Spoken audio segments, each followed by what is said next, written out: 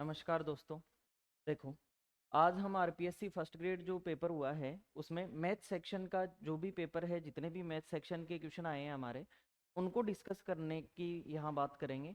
आप एनालिसिस करो कि आपने इन क्वेश्चनों का इसी प्रकार से आंसर दिया है या नहीं दिया, या इसी तरीके से आपने प्रॉपर क्वेश्चन को किया है या नहीं किया। इस चीज़ को आपको चेक करना है और आंसर मैच करते हुए जाना है। एकदम प्रॉपर और सटीक आपको सॉल्यूशन मिलेगा। और इसी प्रकार से हमने हमारे सारे क्वेश्चन जो भी आरपीएससी फर्स्ट ग्रेड के पेपर में जो आए हैं मैथ के, वो हमारे ओवरऑल सिलेबस में जितना हमने पढ़ाया था उसके अंदर अंदर से आए। हम ये कह सकते हैं कि एक भी क्वेश्चन हमारा ऐसा नहीं था जो हमारे क्लास नोट से बाहर चला जाए। अगर एक बार हमने पूरा पढ़ लिया तो वहीं से सारा पेपर आया है। अब हम टाइम वेस्ट ना करते हुए फटाफट क्वेश्चन पर आ जाते हैं कि क्वेश्चन आपको किस प्रकार से अटेम्प्ट करना चाहिए। क्वेश्चन हम साथ में लेके आए हैं। तो ये हमारा RPSC first grade maths paper solution है हमारा। और यहाँ पर ये मान लो ये हमारा फर्स्ट पेपर है, आपको दिखाई दे रहा होगा। यदि अल्फा बीटा बहुपद f x two x square plus 5x plus के शून्य को, शून्य का मतलब हो गया गुणांक, या इसके फैक्टर हो, एक प्रकार से गुणनखंड हो, तथा संबंध alpha square plus beta square बराबर 21/4 माइनस अल्फा बीटा को संतुष्ट करते हैं तो के का मान पूछा। मतलब एक तो आपको क्वाड्रेटिक इक्वेशन दी हुई है 2x² प्लस 5x प्लस के, तो यहाँ लिख लेते हैं अपन 2x² प्लस 5x प्लस के दे दिया आपको। और दूसरी चीज आपसे एक चीज है कि इसके दो शून्यांक दे रखे हैं अल्फा और बीटा। इसके दो शून्यांक आपको अल्फा और बीटा दे रखे हैं, तो एक बार उनकी बात कर लेते हैं। अल्फा और बीटा अगर दो शून्यांक दे रखें, देखो ये क्वाड्रेटिक इक्वेशन है, द्विघात समीकरण है, और इसको ax² plus bx plus c से हम पहचानते हैं। ये एक क्वाड्रेटिक इक्वेशन द्विघात समीकरण की पहचान होती है, जिसके अंदर x² के पास a होता है, x के पास b होता है और अकेला मान c होता है। अब देखो आपको अल्फा और बीटा दे दिया और आगे एक चीज और दी है कि इस संबंध को संतुष्ट करते हुए के का मान बताओ। मतलब ये रिलेशन क्या है? ये रिलेशन है alpha square plus beta square बराबर 21/4 और माइनस में के में भी यही दे रखा है 21/4 माइनस अल्फा बीटा, ये दे रखा है 4 माइनस अल्फा बीटा, ये चीज आपको दे रही है अल्फा बीटा। अब देखिए अपन अगर इसे सोल्व करें, सबसे पहले तो आप ये देखिए कि अल्फा बीटा इसका मतलब ये मूल है एक प्रकार से समीकरण के, और ये मूलों का गुणनफल है, और ये मूलों के योगफल से हमें कोई चीज मिलेगी वो जाके यहाँ संतुष्ट होगी। तो सबसे पहले हम अल्फा और बीटा और इनको वैल्यू को निकालने की कोशिश करते हैं। देखो हमें ये पता है कि मूलों का योगफल अल्फा प्लस बीटा हमने क्लास में पढ़ रखा है माइनस बी अपॉन ए होता है। ये मूलों का योगफल होता है माइनस बी अपॉन ए। माइनस बी का मतलब x के पास लिखा हुआ मान माइनस में लेना है, तो x के पास 5 लिखा हुआ है तो माइनस में 5 लिखना था आपको। और बटे में a का मान मतलब x² के पास लिखा हुआ मान, बताओ समीकरण में x² के पास क्या लिखा हुआ है 2। तो ये तो अल्फा प्लस बीटा की वैल्यू आ गई, लेकिन ये तो हमें कहीं चाहिए ही नहीं। अब अल्फा बीटा के मूलों के गुणनफल की बात कर लेते हैं। अब मूलों के गुणनफल मतलब ये होता है सी अपॉन ए। ये जब मेरी क्लास में मैंने पढ़ाया तो एज इट इज ऐसे कैसे बताया था, ये सी अपॉन ए। तो इस समीकरण में अकेला मान सी का, तो बताइए इक्वेशन में क्या दे रखा है के, और ए की वैल्यू अभी हमने निकाली थी x² के पास 2। ये दोनों वैल्यूज आ गई। सर अल्फा बीटा की वैल्यू तो हम पुट कर देंगे यहाँ पर k/2, लेकिन दिक्कत ये आ रही है कि ये कहां से लाएं। तो अब एक बात बताओ, अगर मैं उसे a प्लस बी मानूं और इसका स्क्वायर कर दूं तो a² प्लस b² मिलेगा क्या? बिल्कुल मिलेगा। तो मैं इसका स्क्वायर करके ये वैल्यू निकालूंगा। इस वाली चीज का जब मैं स्क्वायर करूंगा तो आप कहेंगे अल्फा प्लस बीटा का होल स्क्वायर और बराबर -5/2 का होल स्क्वायर। भाई स्क्वायर तो दोनों तरफ होगा ना, उधर भी स्क्वायर होगा, इसकी वैल्यू ये है तो इसका भी स्क्वायर होगा। ये होगा a² प्लस b² और प्लस में 2ab, ये लिख दिया हमने। और इधर स्क्वायर करेंगे तो माइनस माइनस प्लस हो जाएगा, 5 का 25 और बटे में क्या हो गया 4। लेकिन सर हमें तो यही चाहिए केवल, इसका मतलब इसकी वैल्यू चाहिए, ये तो नहीं चाहिए। जब ये नहीं चाहिए तो अल्फा बीटा रख दो ना यहाँ पे, ये रहा अल्फा बीटा का मान k/2 रख देंगे यहाँ पे। तो बताइए यहाँ पर अगर मैं मान लिखूं तो alpha square plus beta square plus 2 गुणा k/2 और बराबर आ गया 25/4। बताइए इस 2 से क्या कट गया? ये 2 कट गया। तो यहाँ तो बहुत बेहतरीन, alpha square plus beta square बराबर 25/4 प्लस के बराबर 25/4 आ गया। तो जितना हमसे पूछा है उसी की वैल्यू निकालेंगे केवल। Alpha square plus beta square बराबर 25/4, और जो नहीं चाहिए उसको इधर उठा लाएंगे के को, तो माइनस में के, ये वाली चीज आ गई, ये हमारे काम की है। अब हम इस सवाल को डील कर सकते हैं और इतना करने के बाद आप इस क्वेश्चन को कर सकते थे। आप ऑप्शन से भी जा सकते थे लेकिन ऑप्शन से जाने पे समय लगेगा, इसलिए सबसे बेस्ट है कि आप इस प्रकार से करें। बताइए alpha square plus beta square की वैल्यू क्या रख दूं, 25/4 और माइनस में कितना के, और बराबर में 21/4 दिया हुआ है, और माइनस में अल्फा बीटा की वैल्यू कितनी है, k/2। ये सारी वैल्यू हम निकाल चुके हैं। केवल यहाँ दो ही खेल चल रहे हैं, मूलों का योगफल और मूलों का गुणनफल। इनका फॉर्मूला लगाना आता है और a प्लस बी का होली स्क्वायर करना आता है तो कर देंगे। क्यों करें स्क्वायर, इस वैल्यू को निकालने के लिए।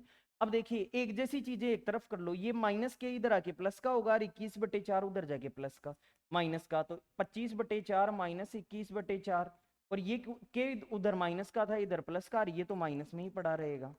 अब बताइए यहाँ पर लघुत्तम 4 आ गया तो 25 माइनस 21 और बराबर में पूरे के में से k/2 गया तो आधा के बच गया। भाई के में से आधा के गया तो आधा के बच गया, लघुत्तम भी कर सकते हैं 2k माइनस k/2। अब बताइए यहाँ से अगर इसको सोल्व करें, 25 में से 21 गया तो क्या आया, 4/4 बराबर k/2। 4 में 4 का भाग एक बार, और ये 2 तिरछा गुना करेंगे तो k का मान इस समीकरण में हमारा क्या आ जाएगा, 2। ये इस सवाल में हमारा उत्तर होना चाहिए था दोस्तों। इस प्रकार से आप डील करते और इस सवाल को करते तो आपका सवाल बिल्कुल गलत नहीं। तो अगर आपने इस सवाल का उत्तर 2 किया है तो आपका सही जवाब माना जाए। तो बढ़ते हैं अगले सवाल की तरफ। अगला क्वेश्चन क्या था इसी में देख लेते हैं। देखिए एबीसी 3 वितरण है जिसमें ए की वैल्यू ये दे रखी है, बी की ये दे रखी है, सी की ये दे रखी है। अब इन तीनों वैल्यूज में आपको ये कह रखा है कि निम्न में से कौन सा कथन सही है। सी का माध्य निकालो, फिर बी की माध्य का, मतलब ये तो ऑप्शन से चेक करने वाले सवाल हो गए। फिर क्यों ऑप्शन से ही जा सकते हो। पहले सी का माध्य निकालो, तो माध्य होता है राशियों का योग बटे राशियों की संख्या। तो अपन एक बार पहले वाला तो यही चेक कर लेते हैं। देखो यही सी का माध्य अगर बताएंगे तो सी ये रहा, तो माध्य होता है राशियों का योग बटे राशियों की संख्या। 4 4 8, 11 और 8 19, और 7 26, 26 और 2 27 28, और 3 31, और 4 35। 35 में राशियों की संख्या का भाग दो 35 में, तो राशियों की संख्या हो गई 1 2 3 4 5 6 7, 7 का भाग देंगे तो बताओ कितना आया, 5। ये हुआ सी का माध्य। क्या ये बी की माध्यिका के बराबर है क्या, तो बी की माध्यिका कैसे होती है, सबसे पहले सबसे छोटा मान काट दो फिर सबसे बड़ा मान काट दो। तो बी की माध्यिका चेक कर रहा हूं मैं, बताओ सबसे छोटा मान क्या है 3, और सबसे बड़ा 12, फिर सबसे छोटा 5, फिर सबसे बड़ा 9, फिर सबसे छोटा 5, फिर सबसे बड़ा 8। बताइए ये माध्यिका है। जो बच जाता है वही माध्यिका होती है। अगर एक चीज बचती है तो, और दो बचते तो योग करके आधा कर देते। बताइए आपके अकॉर्डिंग ये माध्य तो कितना निकल के आया 5, और माध्यिका कितनी 7। तो पहला सवाल बराबर दे रखा है लेकिन नहीं है बराबर, ये हमें ध्यान रखना है। सेकंड क्वेश्चन में ए का माध्य, अब ए के लिए करते हैं सेकंड क्वेश्चन के लिए। ए का माध्य राशियों का योग करेंगे, तो अगर राशियों का योग हम कर रहे हैं तो बताइए 3 2 5, 3 8, 9 7 16, 17 18 19 20 21, 21 में 7 का भाग देंगे तो बताइए यहाँ पर पहला इसका माध्य कितना आया 3। दूसरा कह रहा है माध्यिका और बहुलक बराबर हैं, एक ही माध्य माध्यिका और बहुलक, तो एक ही माध्यिका क्या हुई, सबसे छोटा मान काटो, क्या कटा 1। देखो माध्य तो 3 आ गया, माध्यिका चेक कर रहा हूं, माध्य 3 आ गया, माध्यिका चेक कर रहे हैं। सबसे छोटा फिर सबसे बड़ा काटो 7, फिर सबसे छोटा मान काटो 2, फिर सबसे बड़ा काटो 3, फिर सबसे छोटा 2, फिर सबसे बड़ा 3। बताइए क्या बचा 3। मतलब माध्य भी 3 और माध्यिका भी 3। फिर कह रहा है बहुलक भी बराबर है, तो बहुलक अगर देखूंगा तो बहुलक वो चीज होती है जो सबसे ज्यादा बार आई। तो बताओ इन सारे प्रेक्षणों में 2 3 7 1 3 2 3 सबसे ज्यादा 3 आ रहा है 3 बार। तो ये हमारा राइट आंसर होगा दोस्तों। अगर आपने बी ऑप्शन किया है तो आपका सही जवाब माना जाएगा कि ए का माध्य भी 3 है, माध्यिका भी 3 है, और बहुलक सबसे ज्यादा बार ये अभी 3 ही रहा है। तो बी ऑप्शन आपका, सेकंड ऑप्शन आपका सही जवाब होगा। इसी प्रकार से आपको क्वेश्चन करना चाहिए। अब देख लेते हैं अपना और कोई क्वेश्चन है यहाँ पे, तो ये रहा नेक्स्ट क्वेश्चन। नेक्स्ट क्वेश्चन है बहुपद दे रखा है आपको एक्स स्क्वायर प्लस ए प्लस 1 एक्स प्लस बी के शून्यक 2 तथा -3 है। जैसे अभी अल्फा और बीटा थे ऐसे ही 2 और -3 दे रखे हैं, और आपसे कह रखा है कि ए और बी की वैल्यू बताओ। अब बताइए मुझे एक बात बताइए, पहले इसको लिख लेता हूं मैं इक्वेशन को, कि एक्स स्क्वायर प्लस ये दे रखा है आपको ए प्लस 1 एक्स प्लस बी, ए प्लस 1 एक्स और प्लस में बी, ये वैल्यू दे रखी है। और इसके दो अल्फा और बीटा की वैल्यू दे रखी, शून्यांकों की वैल्यू दे रखी है 2 और -3। मैंने क्लास में बताया हुआ है बहुत अच्छे से, आपसे ए और बी की वैल्यू पूछी है। तो मुझे एक बात बताइए, जब कभी भी अपने मूल का मान या ये जो शून्यांक है इनकी वैल्यू उठा के इस समीकरण में रखते हैं तो बराबर में 0 बचता है। जब कभी भी इनकी वैल्यू उठा के और इस इक्वेशन में रखेंगे तो शेषफल कुछ नहीं बचेगा, मतलब ये पूरा पूरा भाग देते हैं हमेशा समीकरण के अंदर। शून्यांकों की ये खास बात होती है। तो अगर खास बात होती है तो पहले तो 2 रख लेता हूं। तो जब मैं पहले 2 रखूंगा तो बताओ 2 का स्क्वायर प्लस में a+1 और इंटू में 2 और प्लस में b और बराबर बचेगा क्या 0। यही तो खास बात होती है कि शून्यांक की वैल्यू को उठाकर अगर वापस इक्वेशन में डालोगे, इसका मतलब x की कोई वैल्यू आ रही है मान लो इक्वेशन से, और उसको वापस उठा के मान में डालो 0 बचेगा हमेशा, ध्यान रखना। तो बराबर में हमने 0 लिख दिया। 2 का स्क्वायर 4, इसको अंदर गुणा कर दो, बताओ 2a और प्लस में 2a कम 2, दोनों से गुणा होगा और प्लस में b और बराबर में 0। अब देखिए ये जो 4 और 2 कितना हुआ 6, इसको उठाकर इधर ले जाओ माइनस का हो जाएगा तो 2a बच जाएगा प्लस का b बच गया और बराबर माइनस का 6। सर इससे क्या कर लेंगे, मैंने कहा अभी एक मान और है उससे समीकरण दूसरी ओर बनेगी। तो अभी तो मुझे इसी इक्वेशन में अभी तो मैंने 2 रखा है, अब क्या रखूंगा -3। तो -3 अगर पुट करेंगे तो -3 का स्क्वायर प्लस में a+1, यहाँ -3 पुट करेंगे, गुणा में है ये पूरा -3 और प्लस में कितना आ गया b, और इसको रखने पर भी वैल्यू क्या आनी चाहिए 0। इसको रखने पर भी वैल्यू क्या आनी चाहिए 0 वैल्यू आनी चाहिए। क्यों, क्योंकि ये इसका शून्यांक है। तो बताओ -3 का स्क्वायर प्लस का 9 गया, क्यों, क्योंकि माइनस माइनस क्या हो गया प्लस। ये -3 अंदर गुणा होगा तो माइनस का 3 है, -3 1 से गुणा हुआ तो माइनस का 3 और प्लस में b और बराबर क्या आ गया 0।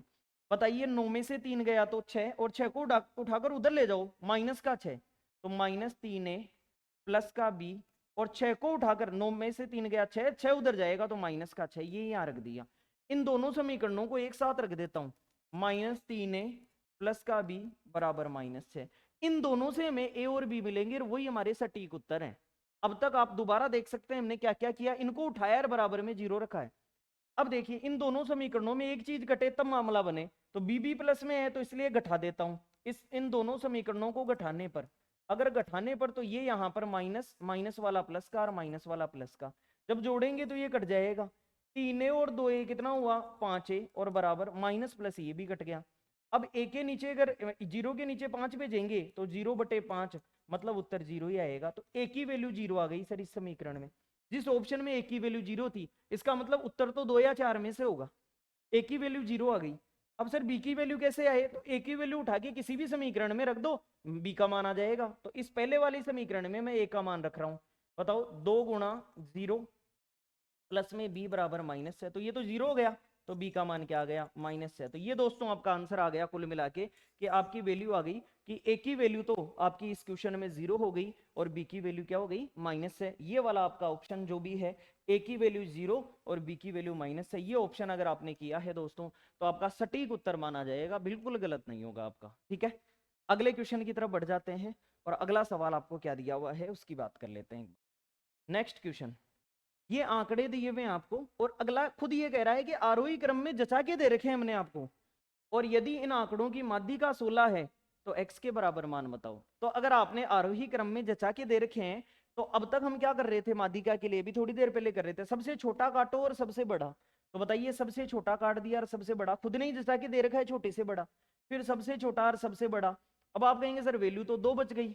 जब अगर अकेली वैल्यू बच जाए वही माध्यिका होती है, और अगर 2 वैल्यू बच जाए बीच में 2 मान बच जाए तो जोड़ के आधा करने पर माध्यिका आती है। अगर 2 वैल्यू बच जाए तो जोड़ के आधा करने पर माध्यिका आती है। हमने सटीक, मेरे हिसाब से शायद ये क्वेश्चन ही हमने क्लास में किया है। तो अगर इस क्वेश्चन में करें तो x -2 और इसमें जोड़ो x और जोड़ के आधा करने पर, देखो एक वैल्यू x -2 एक x है और जोड़ के आधा करने पर आपकी माध्यिका आनी चाहिए 16। अब बताइए इसको डबल करेंगे तो यहां से x और x कितना हुआ 2x -2 और बराबर 16 दूनी कितना हुआ 32। अगर ये 2 इधर आके जुड़ जाएगा तो 2x का मान कितना हो गया 34। तो 2 से अगर 34 को काटेंगे तो x का मान क्या हो गया 17। आपसे यही पूछा था कि x किसके बराबर है, तो अगर आपने दोस्तों 17 आंसर किया है तो आपका सही जवाब होगा, वरना फिर आपका गलत हो जाएगा। तो उम्मीद है आपने 17 किया होगा, और ये हमने क्लास में किए हैं ये चीजें, सबसे छोटे और सबसे बड़े मान को काटते हुए चलें, लास्ट में एक वैल्यू बचती है तो वही माध्यिका होती है, और अगर 2 बच जाती हैं तो जोड़ के आधा कर देंगे। तो हमने दोनों को जोड़ के आधा किया, बराबर में 16 रख दिया, तो इससे हमारा x का मान आ गया 17। तो दोस्तों इसी प्रकार से हम अगले क्वेश्चन की तरफ बढ़ेंगे। नेक्स्ट क्वेश्चन हमारा ये देखिए, अगला सवाल। अभी पिछला सवाल कितने नंबर था हमारा? 20 नंबर था क्या? हाँ 20 नंबर सवाल, तो अब 21 नंबर क्वेश्चन आ गया हमारा। देखिए, यदि घन के एक फलक का क्षेत्रफल उसके फलक के परिमाप का 1.5 गुना है, तो आप इस बात को समझिए कि कोई भी घन इस प्रकार से हम आकृति बनाते हैं किसी भी घन की। ये घनाभ नहीं है, मैं घन की बात कर रहा हूं जिसकी सारी भुजाएं बराबर होती हैं, ये सारी ए सारी भुजाएं बराबर होती हैं। तो ये कह रहा है किसी एक पृष्ठ को उठा लो, एक तरफ की फलक को उठा लो जो आयताकार होगी। आयताकार क्या होगी? वर्गाकार होगी, क्योंकि चारों भुजाएं बराबर है, तो एक वर्गाकार बता दी हमने। तो एक फलक का क्षेत्रफल, तो बताओ वर्ग का क्षेत्रफल क्या होता है? भुजा गुणा भुजा, भुजा स्क्वायर, ये हो गया। और कह रहा है उसी फलक के परिमाप का 1.5 गुना है, तो मुझे एक बात बताओ, परिमाप एक वर्ग का 4 गुना भुजा, और 1.5 गुना का मतलब आप 1.5 लिख दो या फिर 3/2 लिख दो, बात एक ही है भाई। 2 एकम 2 और 1 3, 3/2 गुना। तो कुल मिला के मैं ये कह सकता हूं कि a² / 4a बराबर 3/2 हो गया सर हमारी तरफ से। ये तो देखो क्षेत्रफल और ये परिमाप, और ये इतने गुना होने का मतलब रेशियो आपका ये है। अगर रेशियो ये है तो अब आप बताइए कि a से क्या काट देंगे? a। ये कितनी बार कट गया? 2 बार, और 2 उधर 3 से गुना होगा, तो बताइए भुजा का मान क्या आ गया? 6 आ गया आपके पास। भुजा का मान क्या आ गया? 3 दूनी 6। अगर ये ऑप्शन दे रखा था आपको, आपसे कहा है घन का आयतन बताओ, तो भुजा जब आ गई तो घन का आयतन होता है वॉल्यूम बराबर भुजा क्यूब। घन का आयतन होता है भुजा क्यूब, तो भुजा को 3 बार गुणा करना है, 6 गुणा 6 गुणा 6। बताइए कितना आ गया? 216। 216 इकाई आपका आंसर आएगा। अगर आपने ये किया है तो आपका सही जवाब माना जाएगा। उम्मीद है आपने यही किया होगा। हमने क्या किया? क्षेत्रफल और बटे परिमाप, और 3/1.5 गुना का मतलब 3/2 गुना सोल्व कर दिया। भुजा आ गई, भुजा आने से क्या हुआ? भुजा क्यूब आयतन आ गया, सीधा सीधा उत्तर पड़ा हुआ था। मेरे हिसाब से 20 सेकंड का सवाल था ये, इससे ज्यादा लगने वाला समय है नहीं। अब करते हैं इससे अगले सवाल की तरफ। देखिए इस क्वेश्चन को डील करते हैं।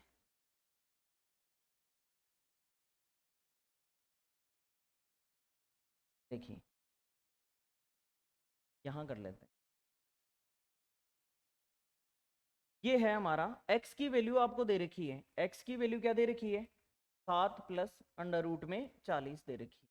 देखो कहीं भी अगर अंडर रूट से कोई वैल्यू बाहर आ रही हो तो उसे बाहर ले लिया करो। जैसे मुझे पता है कि 40 10 गुना 4 होता है, और 4 का अंडर रूट 2 होता है, वो बाहर निकल जाएगा, तो हमें अंडर रूट की वैल्यू बाहर निकाल लेनी है। तो x की वैल्यू हम बेहतरीन तरीके से ये कह सकते हैं कि 7 प्लस इसे अंडर रूट 40 को 10 गुना 4 लिख देंगे, और 4 का अंडर रूट 2 बाहर आ जाएगा, तो 2 रूट 10 लिख दिया हमने। ये लिख दिया हमने, 7 प्लस 2 रूट 10 ऐसा लिख सकते हैं हम। लेकिन आपसे तो x पूछा ही नहीं, आगे जो पूछा है उसमें अंडर रूट x पूछा है। अंडर रूट एक्स का मतलब वर्गमूल लेना पड़ेगा, तो आप दोनों तरफ वर्गमूल ले सकते हैं। तो अंडर रूट एक्स की बात करेंगे तो आपको इस सामने वाले मामले का भी अंडर रूट लेना पड़ेगा। 7 प्लस 2 अंडर रूट 10। बोलो क्लियर? ये बन गया आपका। लेकिन अंडर रूट एक्स अब यहां रखें कैसे? अंडर रूट एक्स तो सीधा रखना पड़ेगा। तो आप हमेशा ध्यान रखें, अंडर रूट के अंदर अंडर रूट कभी भी होता है तो वो बाहर वाला वर्गमूल तब हटेगा जब अंदर वाले का वर्ग हो। ये बाहर वाला रूट तब हटेगा जब अंदर वाले का वर्ग हो। या तो a प्लस बी का होल स्क्वायर बन रहा होगा, या a माइनस बी का होल स्क्वायर बन रहा होगा। क्या इसमें कहीं भी माइनस है क्या? नहीं, तो कंफर्म ये a प्लस बी का होल स्क्वायर बन रहा होगा। और a प्लस बी का होल स्क्वायर होता है a square plus b square plus 2ab। इस प्रकार से a प्लस बी का whole square a square plus b square plus 2ab। अगर इस वैल्यू को हम यहाँ सोल्व करते हैं तो बताइए क्या अगर आप इसको सोच पाए, तो इसमें a square plus b square छुपा हुआ है, ये 2 है, इसमें a b छुपा हुआ है। इसको पहचानने की जरूरत है केवल, अगर आपकी प्रैक्टिस बहुत अच्छी है तो पहचान जाओगे आप। आपको यहाँ नजर आ रहा है क्या कि 5 और 2 लिखा हुआ है? तो अगर 5 और 2 लिखा हुआ है तो बताओ 5 और 2 7, वो a square plus b square हो गया। लेकिन यहां पर अगर बात करें तो 5 दूनी 10, बताओ ए बी हुआ या नहीं हुआ? हो गया। तो कुल मिला के अंडर रूट एक्स की वैल्यू, अगर ये बाहर वाला अंडर रूट हटाना चाहते हैं तो ये तो रूट 5 प्लस रूट 2 का होल स्क्वायर है सर, और यहाँ अंडर रूट है। सर आपको कैसे पता चला? बहुत अच्छी प्रैक्टिस होगी आपकी तो आप इन सवालों को आराम से कर लेंगे। अब आप इस स्क्वायर को खोल के देख लो, ये ना आए तो मेरी गारंटी है। आप इस स्क्वायर को खोल के देख लो, कैसे खोलते हैं? A square plus b square plus 2ab लिख दो, तो ए का स्क्वायर 5, बी का स्क्वायर 2, तो 5 और 2 7, ये रहा ए स्क्वायर प्लस बी स्क्वायर, और 2ab इसके अंदर है, रूट 5 और रूट 2 रूट 10 आ गया। तो कुल मिला के ये है, और स्क्वायर से रूट हट जाएगा। तो आपके पास बहुत आसानी से, अगर आपने अच्छी प्रैक्टिस की है, तो रूट 5 प्लस रूट 2 आपकी रूट एक्स की वैल्यू आ गई। अब हमारे लिए सवाल अत्यंत आसान हो गया। कैसे?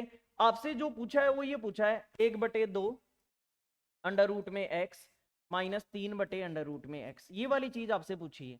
तो मैं सीधा रूट एक्स की वैल्यू उठा के पुट कर दूंगा ना यहाँ पे। तो यहाँ पे बताइए रूट एक्स की जगह क्या लिखें, √5 प्लस √2, माइनस में 3 बटे यहाँ क्या लिखे, √5 प्लस √2। ये वाली चीज हमने लिख दी। अब देखिए नंबर सिस्टम में हम क्या करते हैं कि परिमेयकरण कर देता है, नीचे से अंडर रूट हटा देता है, तो चिन्ह बदल के ऊपर नीचे गुणा करने से नीचे का अंडर रूट हट जाता है, तो वो हटाना पड़ेगा हमें नीचे का अंडर रूट, चिन्ह बदल के ऊपर नीचे गुणा। तो इसको ऐसे का ऐसे रहने दो, और यहाँ √5 प्लस √2 आ गया सर, और माइनस में 3 और बटे में √5 प्लस √2। मुझे नीचे का अंडर रूट हटाना है तो चिन्ह बदल करके गुणा करना पड़ेगा, √5 माइनस √2, और नीचे भी √5 माइनस √2। ये वाली चीज मैंने गुणा कर दी ताकि नीचे का रूट हट जाए।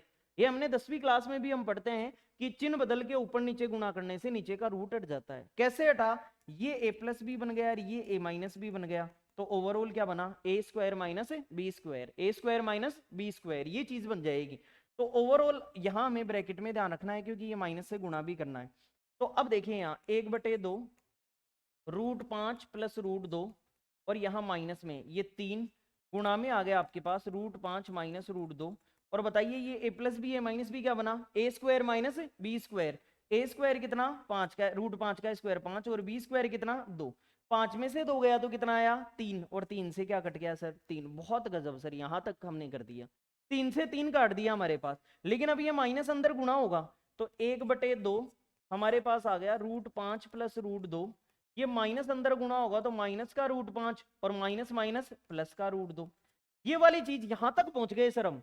तो बताइए √5 माइनस का √5 प्लस का कट गया, यहाँ 1/2 लिखा हुआ है और यहाँ लिखा हुआ है √2 और √2, तो 2 बार √2, √2 प्लस √2, 2 बार √2, 2 से 2 कट गया सर। इस सवाल का उत्तर अगर आपने √2 दिया है तो आप वास्तव में ये सवाल सही करके आए। अगर इस क्वेश्चन का आंसर आपने √2 दिया है तो ये क्वेश्चन आपका सही माना जाएगा, √2, ये बी ऑप्शन, सेकंड ऑप्शन अगर आपने आंसर किया है तो ये आपका सही माना जाए। कैसे किया है आप बार बार देख सकते हैं इसे, ये आंसर अगर आपने किया है तो आपका सही आंसर है, ठीक है। अब बात करते हैं इसके अलावा और क्या क्वेश्चन था हमारा मैथ का, केवल मैथ का सोल्यूशन कर रहे हैं हम। एक ठोस धातु के बेलन का आधार 2 सेंटीमीटर और ऊंचाई 16 सेंटीमीटर है। तो जैसे देखो ये सिलेंडर होता है, बेलन है, और इस बेलन का जो आधार है, आधार उसका व्यास दे रखा है, व्यास 2 सेंटीमीटर है तो त्रिज्या तो 1 सेंटीमीटर ही हुई, ये त्रिज्या हो गई हमारी 1 सेंटीमीटर। उसके बाद में ऊंचाई जो हाइट है ये 16 सेंटीमीटर है, और आपसे कहा गया है कि इसको पिघलाकर समान आकार के 12 ठोस गोले बना दिए। तो देखो पिघलता आयतन ही है, जितना पहले इस चीज से हमने बेलन बना रखा था हमने उसी से गोला बना दिया और 12 और बना दी, तो चीज तो उतनी काम में आई ना। जैसे कागज से बनाओगे आप, मिट्टी से बनाओगे, कांच से बनाओगे, किसी भी चीज से धातु से बनाओगे, तो उतनी ही चीज से सिलेंडर बना हुआ था और उतनी से ही 12 गोलियां बना दी, तो आयतन बराबर होगा, ध्यान रखना हमेशा। अब बेलन का आयतन क्या होता है सर, πr²h, ये बेलन का आयतन हो गया। और आपका जो छोटी छोटी गोलियां हैं इनका आयतन क्या होता है 4/3 πr³। अगर आप इन दोनों आयतनों को बराबर रख देंगे तो उत्तर आ जाएगा। कैसे बराबर सर, तो देखो पाई अगर स्मॉल आर लिया है तो πr²h बराबर 12 गोलियां हैं, एक गोली का आयतन 4/3 πr³। आर भी यहाँ भी स्मॉल, क्योंकि समान आकार की है तो यही आ जाएगा हमारे पास। बताइए पाई से क्या कट गया, पाई, r² से अपन r² काट सकते हैं, एक r बच जाएगा। h कितना रखेंगे 16, 12 गुणा 4/3 और गुणा में क्या आ जाएगा r। देखो r को हमें यहाँ पर निकालना है इसकी कि इस गोले का व्यास क्या है, गोले की त्रिज्या अलग माननी है, इसको स्मॉल r की जगह आप कैपिटल R मान लोगे तो फिर नहीं भी कटे तो कोई फर्क नहीं पड़ता।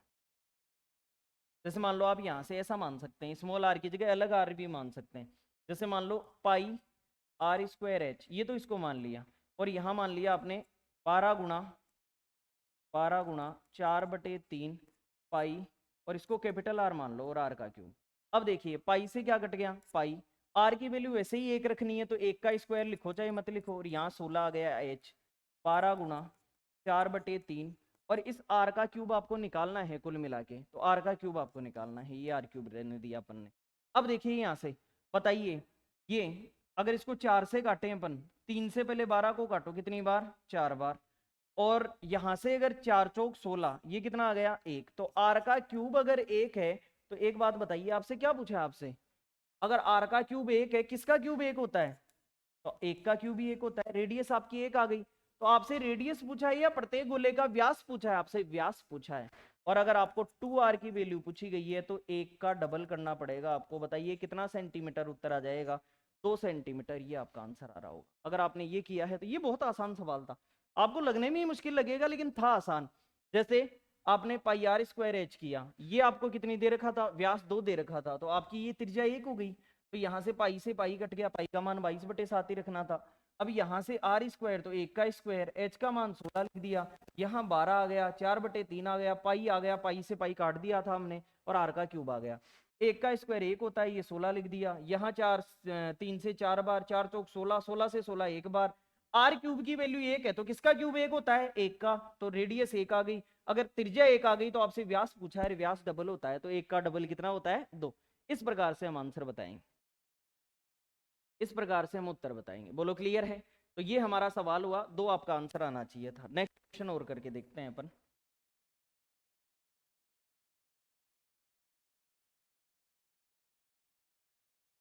देखिए नेक्स्ट क्वेश्चन, एक लंबवृत्तीय शंकु की त्रिज्या और तिर्यक ऊंचाई का अनुपात 4 और 7 है। देखो लंबवृत्तीय शंकु का मतलब इस प्रकार से कोई चीज दी हुई है, और आपको इसकी रेडियस और इसकी तिर्यक ऊंचाई यानी ये स्लैंट हाइट ये एल दे रखी है आपको, तो इनको 4 और 7 के अनुपात में दे रखा है, तो इसको 4x मान लेता हूं और इसको 7x मान लेता हूं। क्योंकि अनुपातों से जब भी किसी चीज को बाहर निकालते हैं तो x गुणा में लेते हैं, तो 4x और 7x। आपसे कहा है इसका वक्र पृष्ठीय क्षेत्रफल, तो वक्र पृष्ठीय क्षेत्रफल तो पाई आर एल होता है, और पाई का मान 22/7 रखना है, दे भी रखा है। तो ये तो बहुत गजब बात है, बहुत आसान सवाल हो गया कि इसकी वैल्यू 792 दे रखी है आपको। इसकी वैल्यू कितनी दे रखी है आपको? 792। तो जब ये मान रखेंगे आप 22/7 और आर का मान रखेंगे 4x और एल का मान रखेंगे 7x बराबर 792। अब आप इसको काट लो, यहाँ पर 7 से कट रहा है क्या? 4 से काट लो, 4 एकम 4, 3 39, तो 9 चौक 36 और 8 चौक 32। 22 से अगर इसे काटे तो 22 से कितनी बार? 9 बार। 7 से 7 कट गया। ये मत भूल जाना, ये गलती करोगे आप। x गुणा x बताओ क्या है? एक्स स्क्वायर बराबर 9 है, तो बताओ x का मान क्या आ गया? 9। तो x का मान 3 आ गया। किसका स्क्वायर होता है 9? 3 का। तो x का मान 3 आ गया। आपसे कहा है इसकी त्रिज्या बताओ, तो त्रिज्या x थोड़ी थी, त्रिज्या तो 4x थी। तो आपको अगर रेडियस बतानी है तो आपकी तो 4x थी, और आपने x कितना निकाल लिया? 3। तो 4 गुणा 3 बताओ कितना आ जाएगा? 12 सेंटीमीटर। अगर आपने किया है तो आपका सही जवाब माना जाएगा त्रिज्या। अगर त्रिज्या भी पूछ सकता था आपसे, स्लैंट हाइट भी पूछ सकता था, इस प्रकार से आपसे सवाल पूछ सकता था। तो ये हमारा क्वेश्चन नंबर 25, इसमें 12 आंसर आना चाहिए था आपका। नेक्स्ट, अब हमारे मैथ के केवल इतने ही क्वेश्चन थे। तो दोस्तों इस प्रकार से हमने जितना पढ़ाया उसी के लगभग अराउंड फिगर में वहीं से कुछ क्वेश्चन तो जैसे माध्यिका वाले और भी जो द्विघात समीकरण वाले सवाल हैं, बहुलक वाले, ये जितने भी क्वेश्चन हैं जो हमने कराया वहीं से एग्जाम में क्वेश्चन आए हैं। तो अगर आपने पढ़ा है और अच्छा किया है तो बेस्ट ऑफ लक, कॉन्ग्रेचुलेशन। जिनका पेपर बहुत अच्छा हुआ है और जिनका मॉडरेट भी हुआ है वो चिंता ना करें, एग्जाम आती रहती है और नेक्स्ट एग्जाम में फिर उभर कर आइए आप, और फिर से अच्छी मेहनत के साथ एग्जाम में उतरिए। आपका सिलेक्शन होना तय है।